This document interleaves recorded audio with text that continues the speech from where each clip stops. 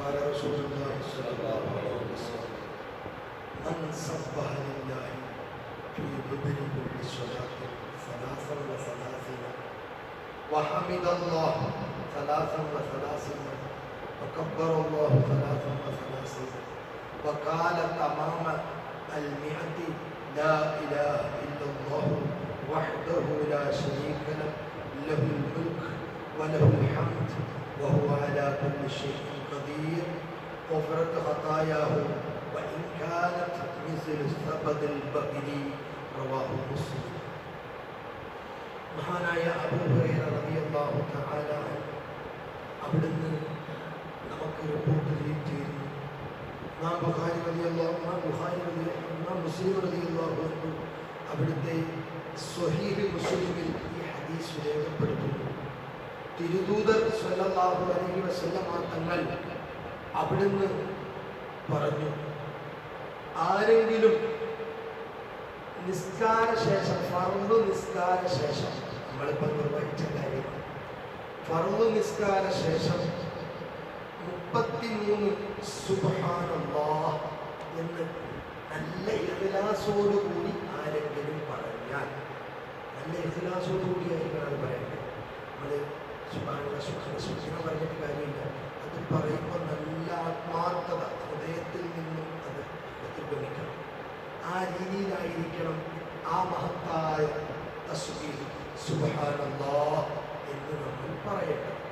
അത് ആരെങ്കിലും 33 പ്രാവശ്യം പറഞ്ഞാൽ വഹമിദല്ലാഹ് അൽഹംദുലില്ലാഹ് അതും 33 പ്രാവശ്യം ആരെങ്കിലും നിസ്കാരശേഷം പറഞ്ഞാൽ വകബ്ബറല്ലാഹ് അല്ലാഹു അക്ബർ എന്ന മഹത്തായ ആ ദിക്ർ ഈ നിസ്കാരശേഷം 33 വട്ടം പറഞ്ഞാൽ, അപ്പോൾ സുബ്ഹാനല്ലാഹ് 33, അൽഹംദുലില്ലാഹ് 33, അല്ലാഹു അക്ബർ 33.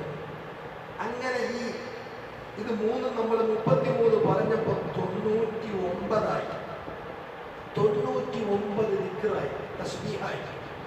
ഇതിനെ ആരെങ്കിലും 100 തികച്ചുകൊണ്ട് ഈ തസ്ബീഹ് ചൊല്ലിയാൽ, ഏത് തസ്ബീഹ്? സുബ്ഹാനല്ലാഹ് 33 ചൊല്ലി, അൽഹംദുലില്ലാഹ് എന്നുള്ളത് 33 ചൊല്ലി, അല്ലാഹു അക്ബർ എന്നുള്ളത് 33 ചൊല്ലി 99ആയി. ആരെങ്കിലും ഈ ഒരു തസ്ബീഹ് കൂടി പറഞ്ഞുകൊണ്ട് അതിനെ അങ്ങ് 100ആക്കിയാൽ, ലാ ഇലാഹ ഇല്ലല്ലാഹു വഹ്ദഹു ലാ ശരീക ലഹു ലഹുൽ മുൽക്കു വലഹുൽ ഹംദ് വഹുവ അലാ കുല്ലി ഷൈഇൻ ഖദീർ. ഇത് പറഞ്ഞുകൊണ്ട് 100നെ പൂർത്തീകരിച്ചാൽ അല്ലാഹു അവർക്ക് വെച്ചിരിക്കുന്ന വലിയ നേട്ടങ്ങൾ, വലിയ അത്ഭുതങ്ങൾ, ഗുഫറത്ത് ഖതായാഹു, അവന്റെ ജീവിതത്തിൽ വന്ന സമയത്ത് വന്നുപോയ എല്ലാ പാപങ്ങളും അല്ലാഹു അവനിക്ക് പുറത്തു കൊടുക്കുന്നതാണ്. എത്രത്തോളം? സമുദ്രത്തിലെ പതകൾ നിങ്ങൾ കണ്ടിട്ടില്ലേ? കടല് കാണാൻ പോകുന്നവർക്കറിയാലേ, കടലിന്റെ ഓരത്ത് താമസിക്കുന്നവർക്കറിയാം. എപ്പോഴും ഇങ്ങനെ പതഞ്ഞു കിടക്കുകയാണ്. തിരമാലകൾ വന്നിട്ട് ആ വെള്ളം ഇങ്ങനെ പതഞ്ഞു കിടക്കുന്നത് പോലെ പതഞ്ഞു കിടക്കുന്ന കണ്ടിട്ടില്ലേ?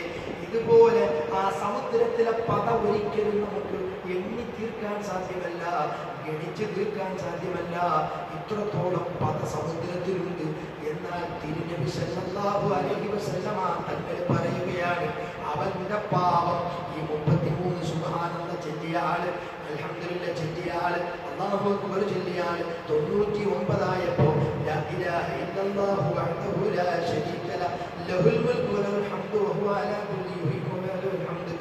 അലാ കുല്ലി ഷൈഇൻ ഖദീർ എന്ന തസ്ബീഹ് കൊണ്ട് 100നെ പൂർത്തീകരിച്ച ആ വ്യക്തിക്ക് അല്ലാഹു അവന്റെ പാപങ്ങൾ മുഴുവനും, സമുദ്രത്തിലെ പതയേക്കാളും അവന് പാപങ്ങളുണ്ടെങ്കിൽ ആ പാപങ്ങൾ മുഴുവനും അല്ലാഹു അവന് പുറത്തു കൊടുക്കുന്നു.